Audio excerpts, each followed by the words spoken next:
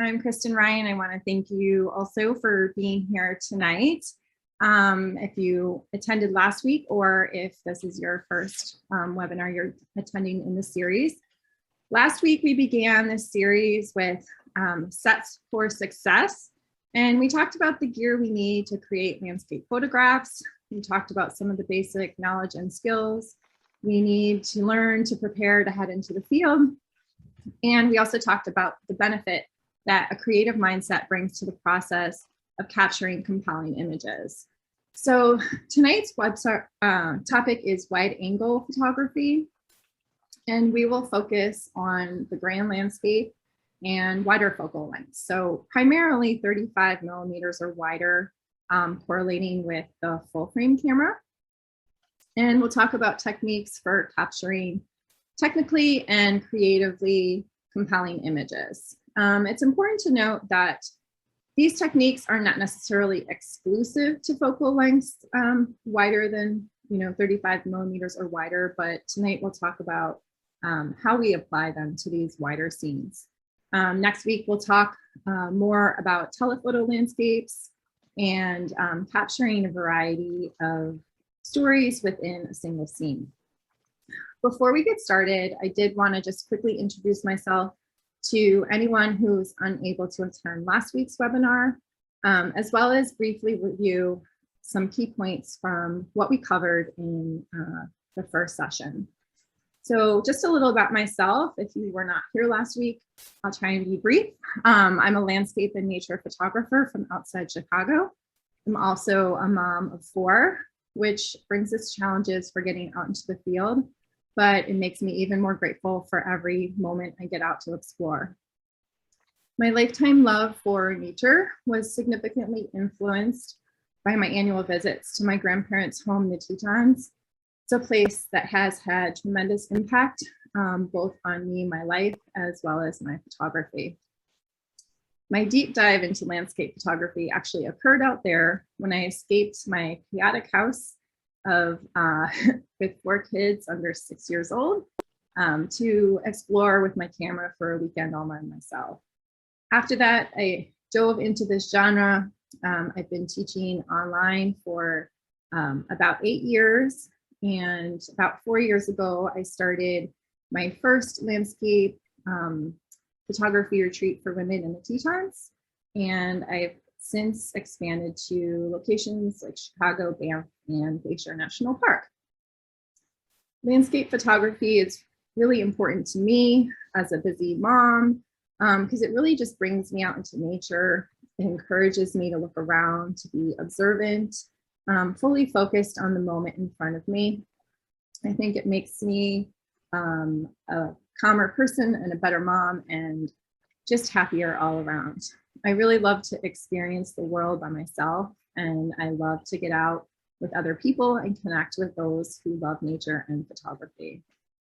So that's just a little bit about me. I'm really excited to share these topics with you. Some of our topics tonight are maybe a little bit even more technical than part of last week's session. So if you do have questions, do hold on to them or put them in the chat so I can answer any of them when I'm done presenting. So before we get started, I just also wanted to share the lenses that I have used for all of the images in this presentation are either the Sigma 14 f1.8 art lens or the Sigma 24 to 105 f4. So you'll see, just like last week, that I've included the different settings for each image on the slide, and they were taken with one of these 2 images, and it will be obvious which one, since the 14 is just a 14. Just a few key points that I wanted to just quickly revisit from last week, especially for anyone who's jumping in this week. The first is just to know and get comfortable with your gear. The best gear is the gear you know well, because if you're fumbling with your camera, menus, tripod, or filters, it only leads to frustration and creates a barrier to success. I really encourage you to learn and practice the fundamentals of exposure and other basic settings for solid technical images, because I really believe that technical proficiency opens the door for creativity to flourish.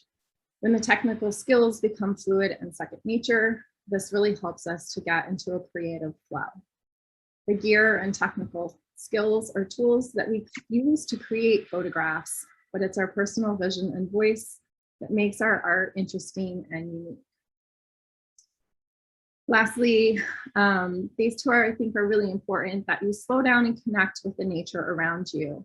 Really take your time, walk around and consider different perspectives and connect with the scene in front of you.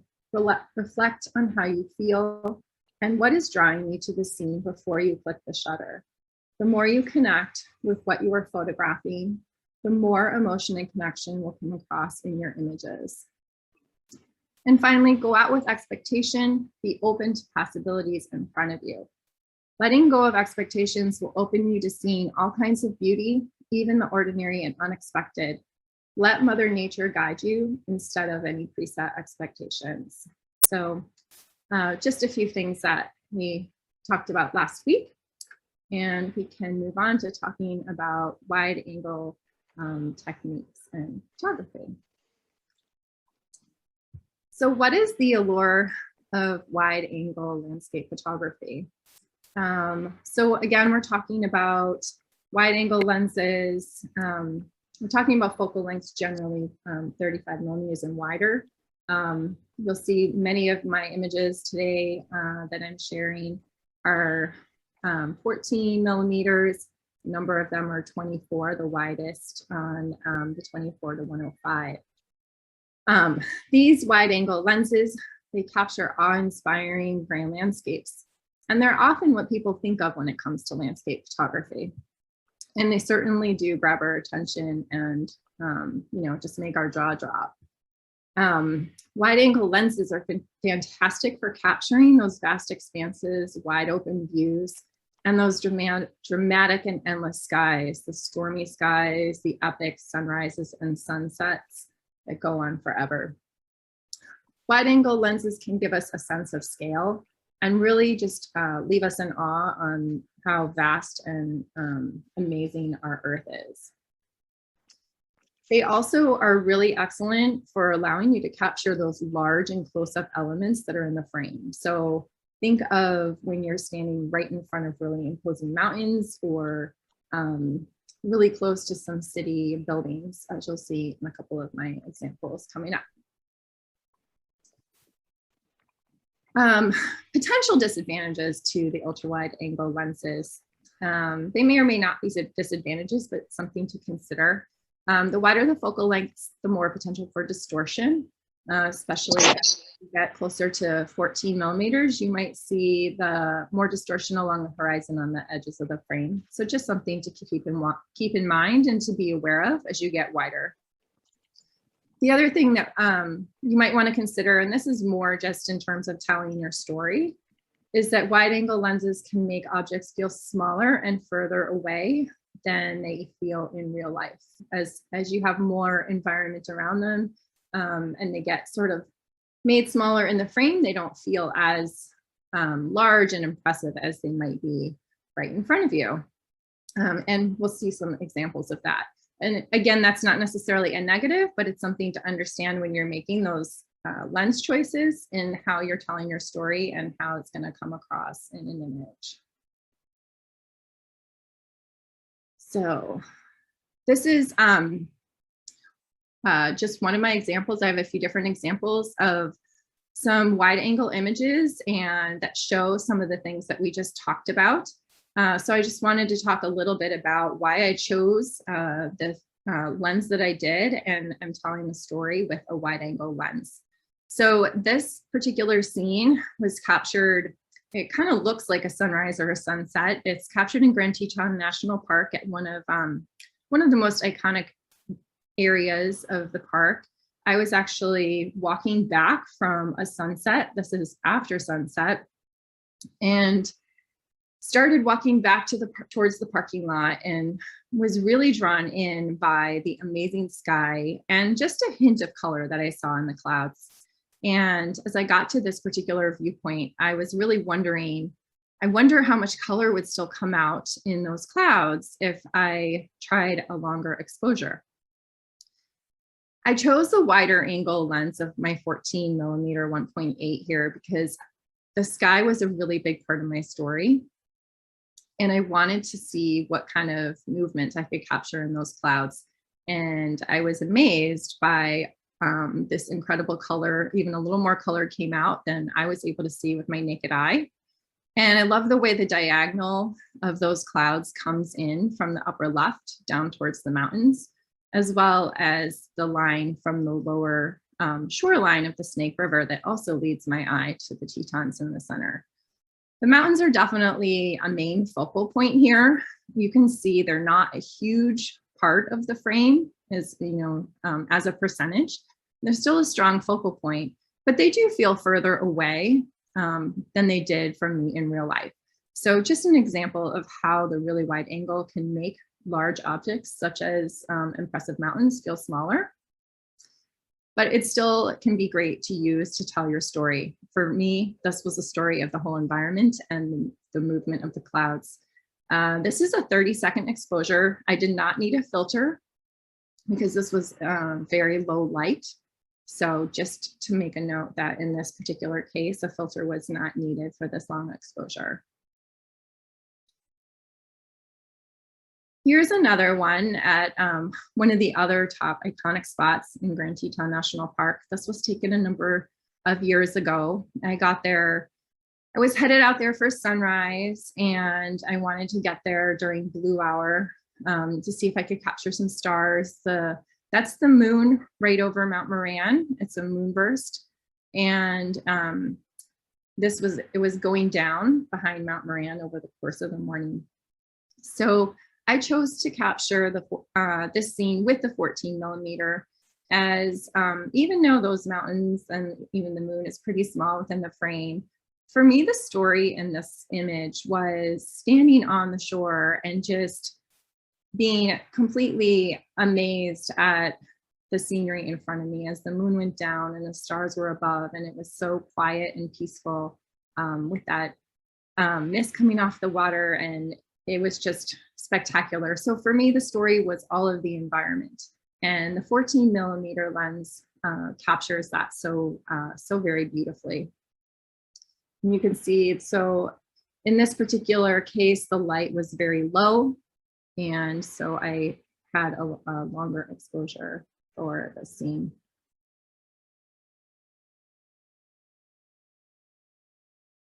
As mentioned earlier, when you're really close to city buildings, the wide angle lenses can be really helpful to get everything in the scene. I'm pretty close to these buildings here. The Trump Tower is quite tall in Chicago. Standing on one of the bridges along the river, looking towards the Trump Tower. And again, this is where, the Trump Tower probably felt much bigger in person than it appears even in this image. But the wide angle does such a great job of capturing all this environment and bringing, allows me to capture both sides of this river and create those diagonal lines that lead to the center of the frame, as well as leaving some room on the top of the image so it doesn't feel cramped at the top.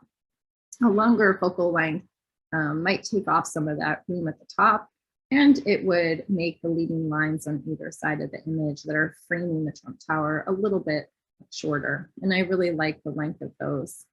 I should add here that the moon that I love in this image was much smaller in the 14 millimeter. I did use a longer lens and composited this moon in.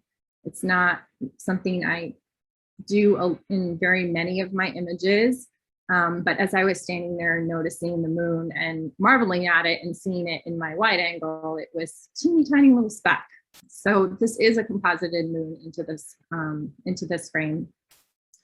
And here my settings are ISO 64 and f16 in order to get an exposure of 15 seconds. I did not need a filter here. The light was pretty low, and with those settings, closing down my aperture to 16, and the lower ISO, I did not need a filter for this image either. Just like with the city was really close to me, this location in Grand Teton National Park, standing on the shore of this glacial lake, the mountains are really, really close. In order to capture the mountains and reflection, it's really important to have a wide angle lens, or sometimes the frame can feel a little bit cramped. In this particular scene, I really wanted to capture both some of the sky as well as the reflection of the sky with the beautiful colors in the water. And the 14mm was a perfect choice to capture the entire environment here.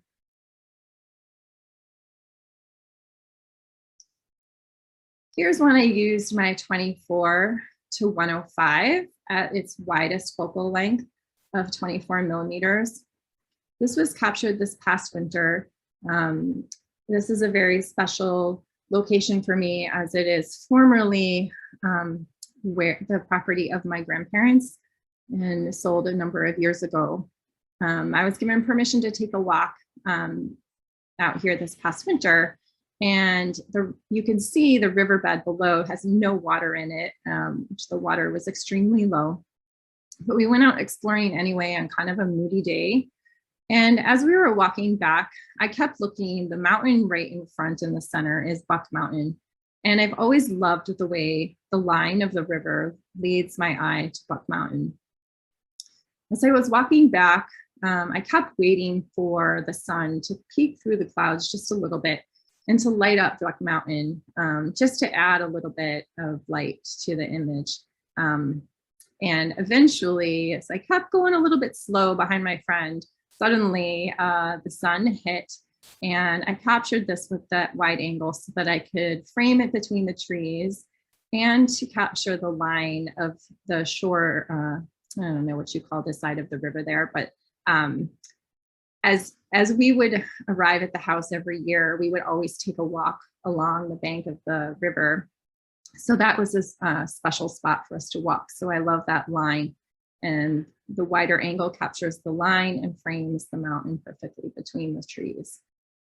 And this was captured. I have a shutter speed here of 1/250 as I was shooting this one handheld. One more image just to share another scene where I chose to use a wider angle. This is Oahu. A couple years ago on spring break, I was out for a sunrise, and the sky was simply magnificent. I loved the textures and the colors coming out in the clouds. This was before the sun had come through the horizon, so the light was still very low, and I was able to capture a 2-second exposure without using a filter.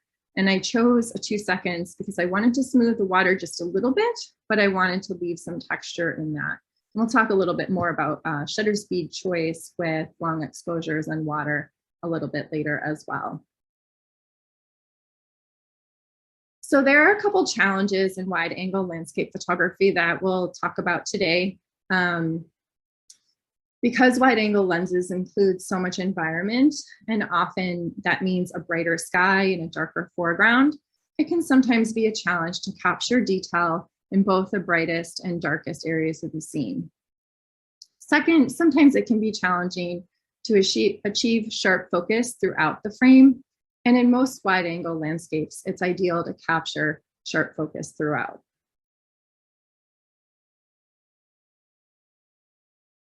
So this is one slide that I also shared last week, and I just wanted to review, just talking about proper exposure. One thing that I always do in order to kind of watch my exposure in the field is I keep an eye on my histogram while I'm shooting. And as I explained last week, this histogram over on the right shows kind of an ideal exposure where the walls of the histogram are not, the tones within the histogram are not climbing either of the walls. On the right, if it starts to climb, we have lost detail in our highlights. And on the left, if it's climbing, we start to lose detail in our shadows. So ideally we want all of the tones to be within those two walls. And you can see in this histogram, it doesn't matter whether what color those are, or if the little spikes are high or low, as long as they're not climbing one of those walls, that's going to be an ideal exposure. Another thing I do in my camera is I turn on my highlight warnings so that I can protect the highlights. And it's especially important in areas such as the sky, or if you're photographing water, then that is a highlight. Anything that's a main subject, this is especially important. As well, if it's not your main subject and you have blown highlights, our eye is always drawn to bright areas. So you don't want an area to be blown out and white, drawing your eye away from where you want the viewer's eye to go. Another thing that's important to consider with the exposure is that noise is introduced when the shadows are increased in post-processing. So I always try to expose as brightly as possible toward the right as the histogram without climbing the wall and losing detail in my highlights. So hopefully this histogram helps to make sense. You can turn on the histogram in your camera. So when you review your image, you can check the histogram, and you can also set up the highlight warnings so that they'll blink and tell you if you have any blown highlights. Sometimes it's really hard to tell when you look at your LCD screen, because depending on how bright the screen is, it can mislead you into thinking that you have the proper exposure, even if you don't. So I highly recommend paying attention to those in your camera and setting those up if they aren't already done so. So what do you do when you can't get your histogram to be within those two walls? A lot of times now, our technology increases all the time, and our cameras are often able to capture a really amazing dynamic range where even if you have a tiny bit of highlights blinking or clip shadows, you often can work with a single file. However, I really think that it's good to understand how to capture the entire dynamic range in more than one exposure when it's necessary. Generally, my approach is to try to capture all the information I might need in the field so that when I get back to my computer, I'm not wishing I had taken something that I didn't. Because when I get to the computer and I discover, oh, I can't get that information back, then it's too late. I can always discard something and decide not to use it, but I can't get something I didn't capture in the first place. So tackling high dynamic range scenes with multiple exposures. There's different approaches to this. So I just wanted to share a couple different ways that I do it. I highly recommend, with all of the techniques that we talk about tonight, that you go out and practice. If they're new to you, practice is the best learning experience. Making mistakes is the best learning experience. Even if you follow all steps, it's invaluable to just go out and practice and figure out your own workflow for what works for you. So one way you can do bracketing and take multiple exposures is to set up automatic bracketing in your camera to take a set number of multiple exposures at a set exposure difference. So that's 0.3 stops, 0.7, 1 stop, or 2 stops apart. So for example, maybe you decide to take 3 exposures, 1 stop apart, metered at 0, -1, and 1, +1. This is what I do most often when I use automatic bracketing. I have experienced a number of different camera systems that work differently. I know Nikon works one way, Sony works a little different, Canon's menus are different. So if you're not sure how to set that up, I recommend looking at your manual to figure it out. Another option is manual bracketing, where you capture 2 or more images for various areas of your scene. So for example, you can spot meter for your highlights for 1 exposure and make sure that you're retaining all the detail in your highlights. And you can also do the same thing for your shadows. Expose for your shadows, make sure you have detail in those shadows. And you can also do for midtones or, more exposures than 2, but 2 is definitely helpful when you have those really bright highlights and darker shadows. When you do a bracket, it's really helpful to make sure that you have that one image where you don't have any blown highlights and one where you don't have the clip shadows. Checking that to make sure, and then going back and fixing it is really helpful. So checking your histograms and those highlight warnings, like we talked about before, is really helpful in doing that. So here's just an example that I have of a recent bracketed image. There's 3 bracketed exposures, all one step apart. So this is in Glacier National Park, shot with my 14mm. I chose this lens because I love the way it captures the sunburst, and I noticed the sun was about to hit the side of the bright mountain in the frame. And I also wanted to capture as much of the overall scene and environment as possible, as this view is truly spectacular. So the upper right is a shutter speed of 1/250. I was shooting this handheld, just to note, and it was at f/16 as well, closed down for that sunburst. The bottom left is 1/500, and that bottom right is 1/1000. So there's a couple different ways I could have approached putting these images together. I could have selected them all and had them merged automatically in Lightroom, which is, I do start my post-processing process in Lightroom. It can also be done in Photoshop. And then another approach would be to manually blend them in Photoshop. And what I did was chose to take the brightest and the darkest, and I just blended them in Photoshop with layers.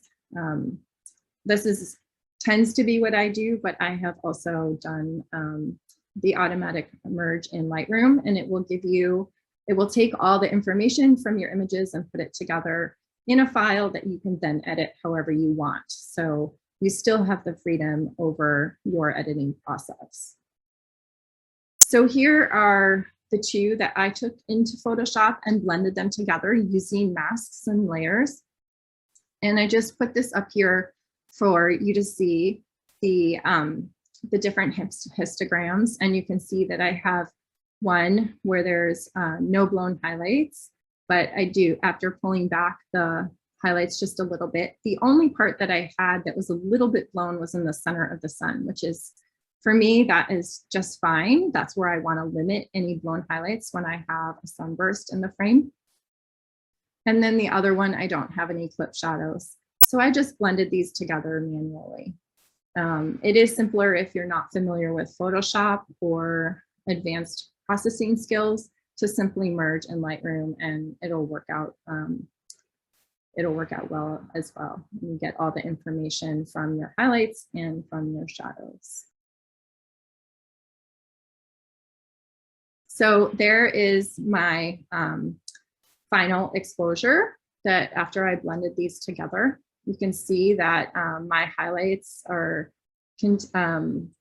they're well contained to just being really bright in the center of the sun.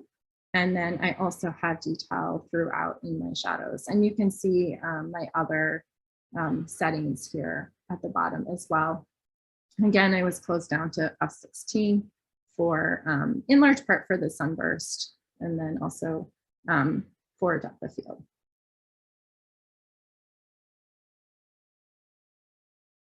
So before we talk about achieving sharp frame throughout, I just wanted to talk about a few things that can help us create depth within our landscape photography images. So one thing I always try to do is I look for layers. So I'm looking for a foreground, a midground, and background. And that just helps to add depth and really help us feel like we're stepping right into the frame. When I am looking for foreground, I'm not just looking for anything to make my image have more depth. I'm looking for something that's grabbing my eye, that's really making the scene more interesting to me and something that I feel like adds something to the image and leads my eye throughout the frame. Another thing I try to do is get low and close to that foreground interest. Again, it's something that I find is interesting, unique, and is, bringing something additional to the image. It really helps if you get low and you get close. It makes so much depth in the image, makes the viewer feel like they are right there. Using lines to lead the eye through the frame is another thing that you can do. There's many lines in our world. Sometimes they're longer lines like roads and rivers and bridges and that kind of thing. And sometimes the lines are a little more subtle. There's horizontal, vertical, diagonal, so many lines that we can use to lead the eye through our images. I would encourage you to take advantage of mixed textures in the scene. There are so many textures that we see in our earth, and also to be able to create them with long exposures. I have a few examples of that as well. And also I suggest enhancing the contrast of warm and cool tones in your post-processing. So when you see that there's a mix of warm and cool tones in the scene that you're capturing, just keeping that in mind. I always try to think about that when I am in the editing process. So I have a great example of that as well. So here's an image from a couple years back. This is in Dana Point, California, captured with the 14mm lens. This was in blue hour. After sunset, there's still this amazing glow in the distance on the horizon. And I used a number of ideas here to capture depth in this image. The first one was to look at the layers here in the frame. All the rocks in the foreground really create that foreground layer.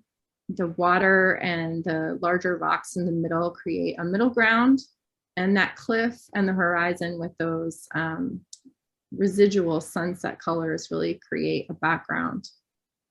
I got as low as I could to these rocks. I was really drawn into the texture of those rocks, and I used a longer exposure to create that contrast between, rougher rocks and the really soft ethereal water.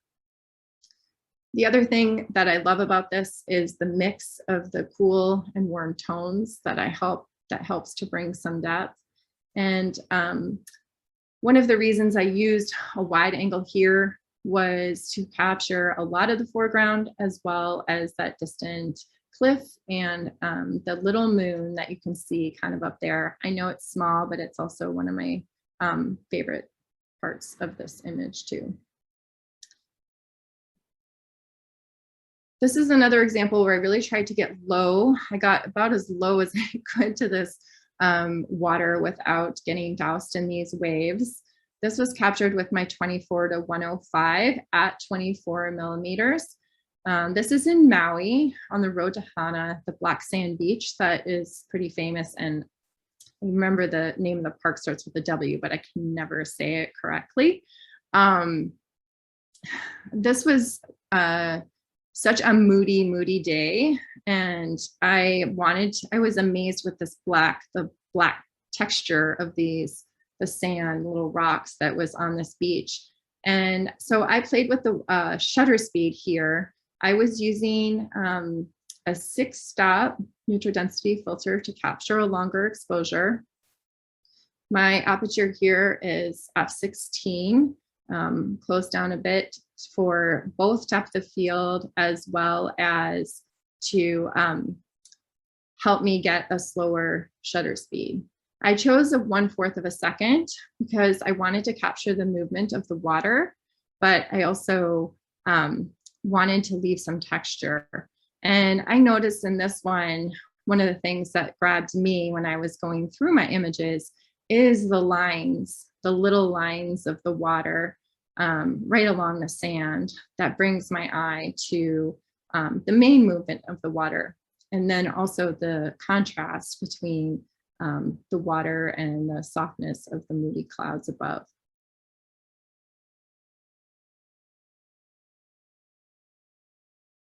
Here's an example of a very distinct leading line with this bridge that leads our eye to the mountains and the moody, dramatic sky above. So I captured this one with my 24-105 at 24 millimeters to include the surrounding mountains and the sky as well. Closed down to f16, 1/320. I shot this one handheld. And I shot this pretty much from my eye perspective. In this particular image, I was wanting to kind of give the perspective of what one would feel like as they're crossing that bridge as a hiker off to the trail. So capturing it from my own eye was telling that story as opposed to trying to get lower or higher here.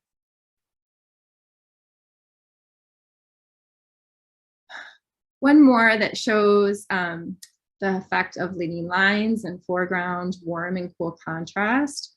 This one was also captured at 24 millimeters, the 24-105.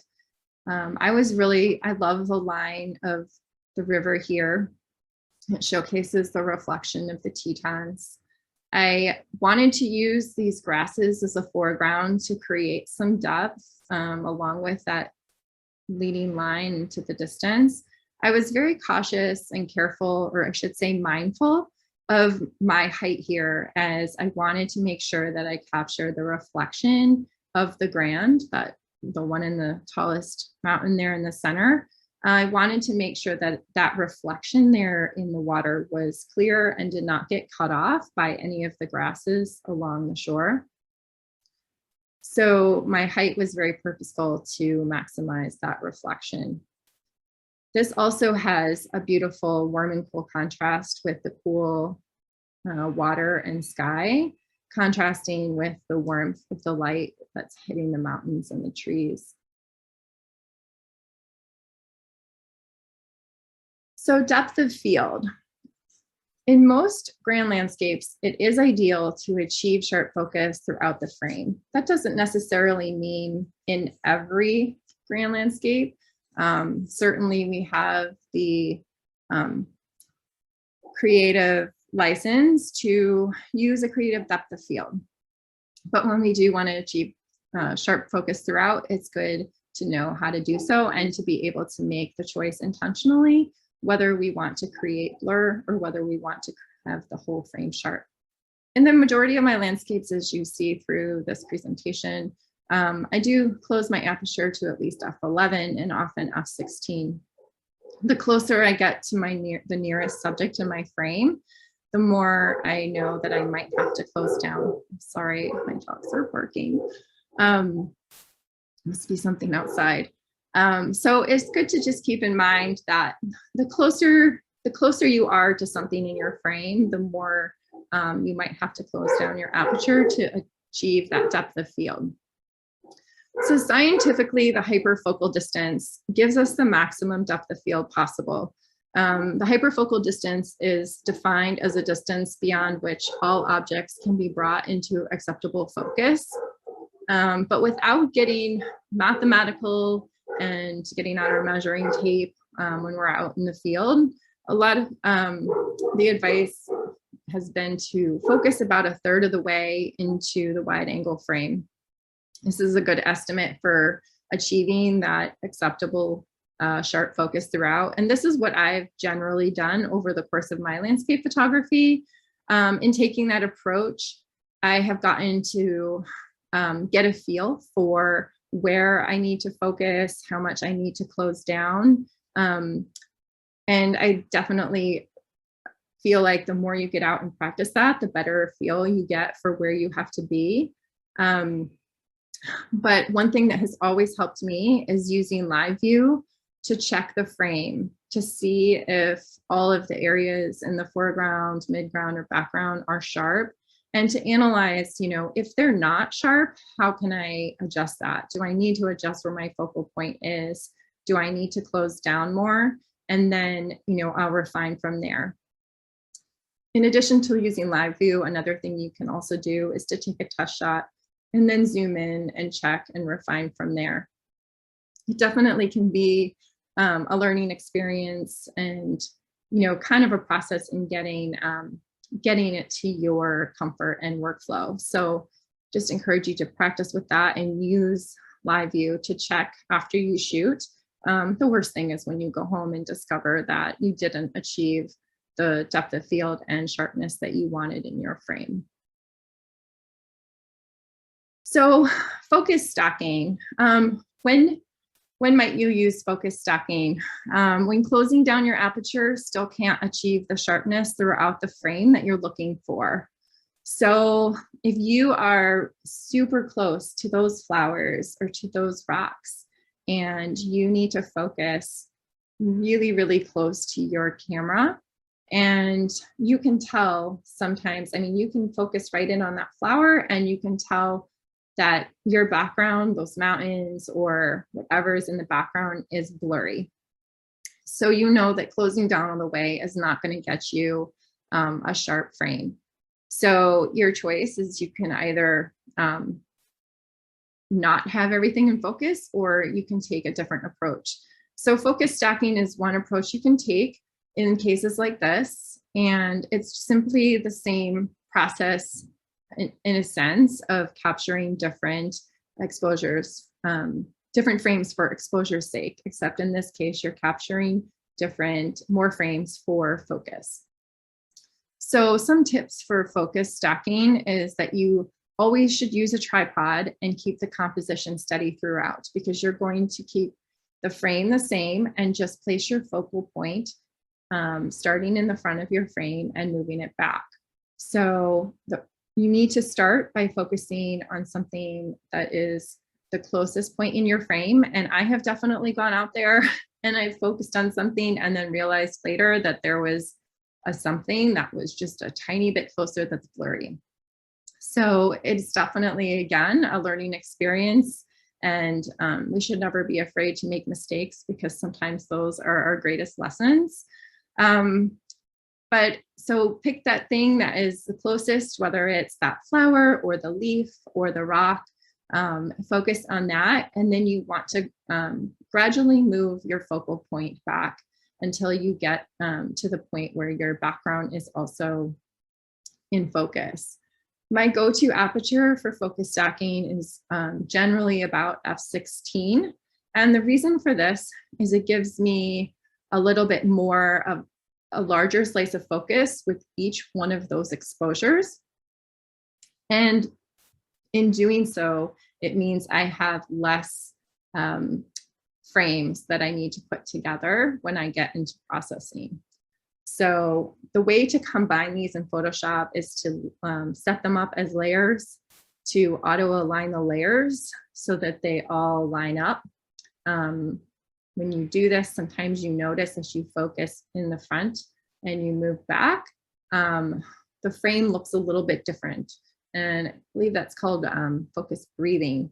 And what happens when you align them is that Photoshop will bring them all together so they align perfectly. And then you can use auto blending. So how many focus stack frames you should take? There isn't an exact recipe for any scene. So it does take experimenting with. Again, it's just one of those things that you need to practice and learn from each experience. So I can't tell you, okay, you can always do it with 3 or you can always do it with 6.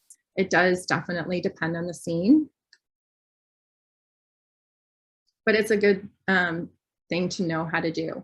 So for example, in this image, if I focus stack on this one, I would want to set up my frame and I would want to focus on these rocks that are right in front of me first. And then I would want to move back into the frame a little bit. Your slice of focus in the front of the frame is going to be a little bit smaller as you start to get further in. More behind that focal point will be in focus, especially at f16.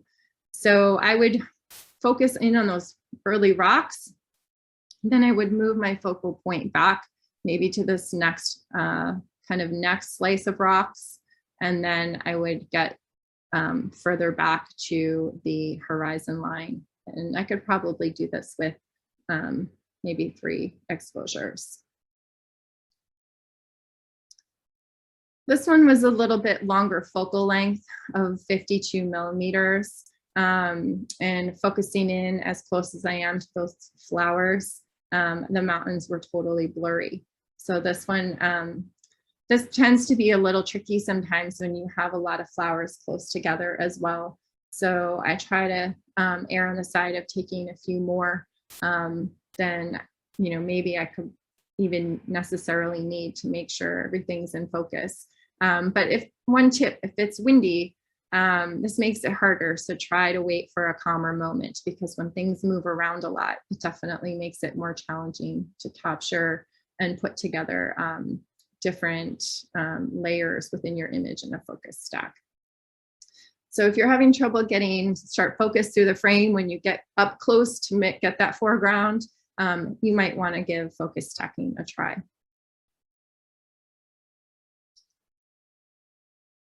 So one of my favorite things in photography in general, and to do with longer exposures,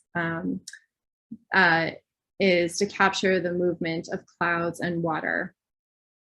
So one thing that you definitely need if you're going to do long exposure photography, I know there's been some images that I've shared tonight where I haven't needed a filter in order to capture a longer exposure because the light has been really low. More often than not, I'm using neutral density filters to capture long exposures. The 2 ND filters that I use most are the 6-stop and the 10-stop. And sometimes I'll even stack the 6 and 10 for movement of clouds. So I actually shared this image last week as well. It's one of my very favorites from the summer. I used a 6-stop filter here, and I had closed down my aperture all the way and have my ISO only at 100 in order to get a 15-second exposure. And this just added to that ethereal look of the mist that was coming off the lake, and a little bit of softness in the clouds. This is another look that you get with long exposures, also using a 6-stop ND filter. This one is 1.3 seconds. And one of my favorite things to do with water is just to play with different shutter speeds. There is not a right or wrong shutter speed for creative effect with water. It really just depends on what your creative vision is. So maybe you want to go for a longer exposure and a really soft, dreamy look, or maybe you like a little bit of a shorter exposure, like 1 second or 0.4 seconds. That's going to give you a little more movement and texture in the water. So if you spend much time doing long exposure photography, I would encourage you to play around with shutter speeds, because it can be really fun to see what you like in different scenarios. So this one was captured, as you can see at the top of the screen, with my 24 to 105, closed down to f16, both to help me get that somewhat longer exposure of 1.3 seconds, and then also just for depth of field as well. This was captured in Maui at that same black sand beach that I was at in spring break. So long exposure steps. So I'm going to just run through my process for setting up long exposures. It's really one of those things that once you kind of get your feel for it, becomes second nature, just like anything else. But I know sometimes when it's something you get started with, it can feel a little bit challenging and overwhelming. The first thing to do is you're going to need a tripod. But instead of walking up to wherever you're going to shoot and just putting the tripod down, I highly recommend that you find your desired perspective. So kind of walk around, look higher, lower, figure out where you want your picture, your image to be taken, and set your tripod up to put the camera where your vision is, as opposed to setting the tripod down and letting that dictate what your composition is. So get that set up, and then you're going to want to figure out your base exposure. Generally, my settings when I'm doing long exposures is to use as low ISO as it goes. So often I'll use ISO 100. Sometimes if my camera can go even a little lower than that to 64 or 50, I do that in brighter light if needed. And then I'm usually going to be closing down to f16. In certain cases, I might have to close down a little bit more, but f16 and ISO 100 is often a great starting point. So that is going to end up giving you a base shutter speed using those aperture and ISO. So you want to focus in for that depth of field. Find, you have your frame, now you're getting your focus and making sure everything's in focus. And then switch your camera to manual focus, and this will prevent the shutter from trying to focus if you press the shutter itself down. You don't want your camera to try to refocus once you have the filter on. So if you use a back button focus, there's a button on the back of your camera that I know I use to focus. Some people do. In that case, it's not going to be critical to switch to manual. But if you do press the shutter, or if you use a remote shutter that tries to focus, you want to make sure that your camera is not trying to do that once you have this set up. In order to find a new shutter speed, once you have your filter on, you want to check and see what your base shutter speed is. So you just figured out that base exposure. And then you can use a long exposure calculator app to determine your new shutter speed with the filter you're going to use. So I have two screenshots here, and they're both using, they say normal shutter speed or your base shutter speed of 1/60. So let's say we set up our long exposure, we set up our frame, we got our base exposure with our f16 and ISO 100, and our base shutter is 1/60. This app, you put the normal shutter speed in as 1/60. On the left, I'm going to use a 6-stop filter. And on the top, it tells me when I put my filter on, I now need a shutter speed of 1 second to get the same exposure as I had with the 1/60. Hopefully that makes sense. On the right side, as a different example, I still use 1/60, but I said, well, no, I'm going to use a 10-stop filter. And on the top, it's saying when you put your 10-stop filter on, your new shutter speed to get that same exposure is 15 seconds. So if you're trying long exposure photography and you have no idea how to figure out what your exposure should be when you put your filter on, this kind of calculator can help you out. I have an iPhone, and so this app I use on the iPhone, and I'm pretty sure that there's Android apps too. This is not the only one, but this is just an example, because you put in what your base shutter is, you tell them what stop filter you're going to use, and it will tell you what your new shutter speed should be. It is an approximation, and it's not perfect, and it does sometimes depend if you have a high dynamic scene. Your new exposure may not be perfect for everything in it. So that's just something to keep in mind, but this is a really great starting point. So once you have your new shutter speed, you can put that into your camera, and then you can put the filter on. I always put the filter on last before I'm going to be activating the shutter, because then I'm less likely to bump it or change the focus or anything like that. One reason it's really important to set all this up before you put your filter on is the 10-stop filter is really hard to see through to set up your frame and to set focus. And then the 6-stop tends to be easier, but I still find it is usually easiest to set it up before putting the filter on at times. Depends on the light. So this is the process I find to be easiest. So if you can give that a try, just to ensure focus and to make sure you can see through and get the frame that you want, the composition. I recommend when you're ready to release the shutter, that you use a shutter release to activate the shutter. This just helps to avoid any camera shake that could come from pressing the shutter. You can also use a timer. Some, your 10 seconds, some cameras have 2-second timers. So that's an alternative.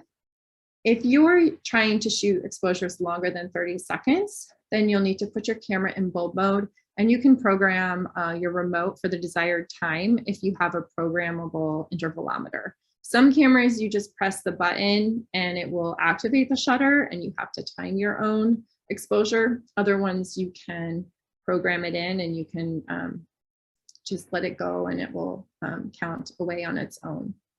A quick tip for DSLR users. I recommend you cover your viewfinder to avoid light leaks. Some cameras like the Nikon D850 have a little door on their on the viewfinder, and you just click it down and it'll cover that up. This avoids light coming into the viewfinder. You can get funky light, or I've gotten magenta colors, and this is something I definitely learned early on in my own as I learned long exposures. Mirrorless cameras work differently, and so thus you don't need to cover it up, but for DSLR, definitely that's a great tip. So once you have your exposures finished, reviewing and refining your long exposures, I highly recommend, just like with regular faster shutter speed frames, that you check your histogram when it's done. Again, this is because the LCD screen is not necessarily accurate in terms of telling you if your exposure is good.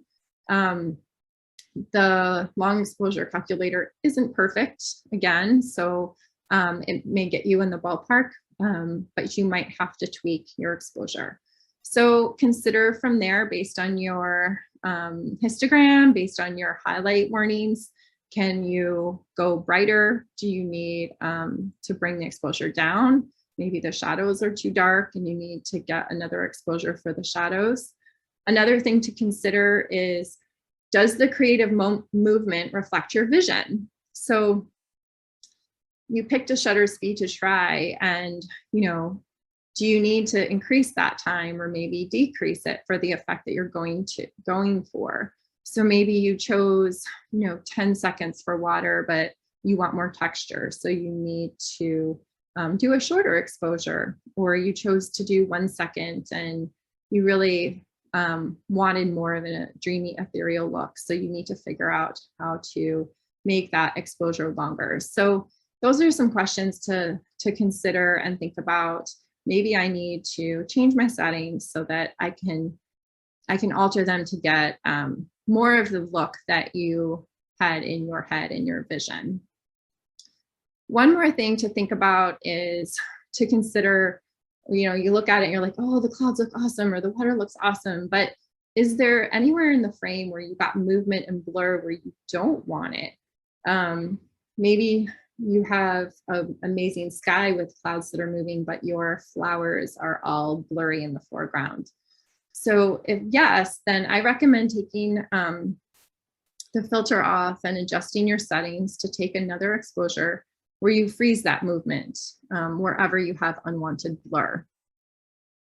So I have an example of that situation. This is a waterfall that I was photographing earlier this summer. And this is a shutter speed composite. It was pretty windy. This water was flowing. There was so much water, it was flowing so fast. And I captured this scene with a shutter speed of 1/3 of a second, but there was a lot of blur in the foliage. So I knew that I needed to do something about that. So I quickly adjusted my settings and was lucky to be able to capture a faster image with just 1/30th of a second. So here are the two different images.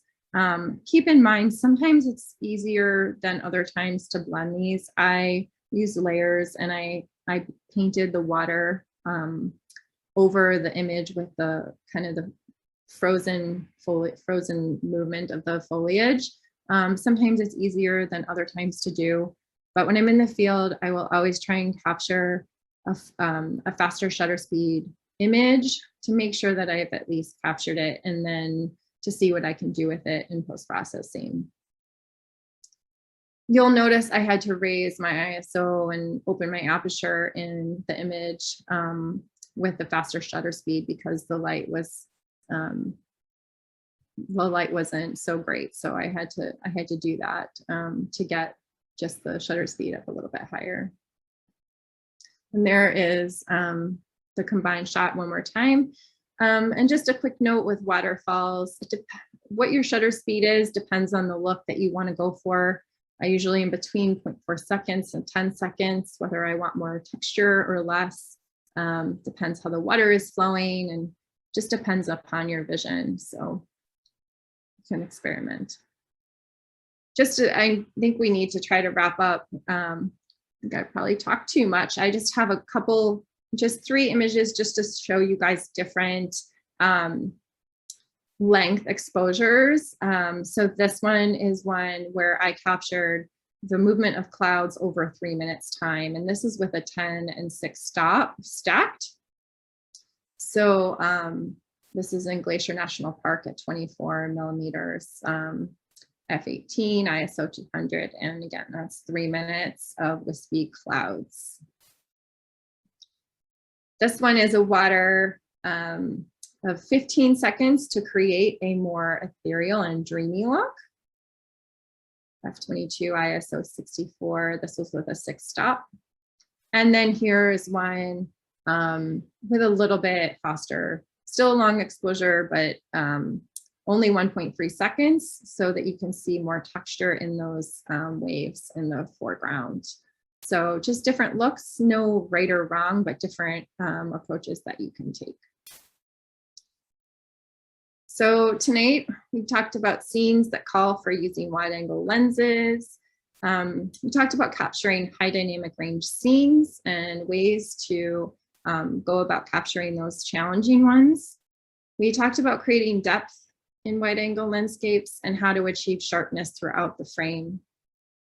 And we also talked about capturing long exposures using neutral density filters and how to refine those results. So we covered a lot of techniques. I highly recommend, again, that you get out and practice because that's the best way to learn, to not get frustrated with yourself when you make mistakes, because that is an even better way to learn, helps you figure out your own workflow. So as last week, I have my shooting assignment prompt for the week to use one or more techniques from tonight's session to create a wide angle landscape. And I would just say to give yourself bonus points if it's a technique you haven't used before. And again, the 2 lenses in this presentation are the Sigma 14 f1.8 and the Sigma 24-105 f4. So sorry, I think I talked a little too much, but if you have any questions, I'm happy to answer them.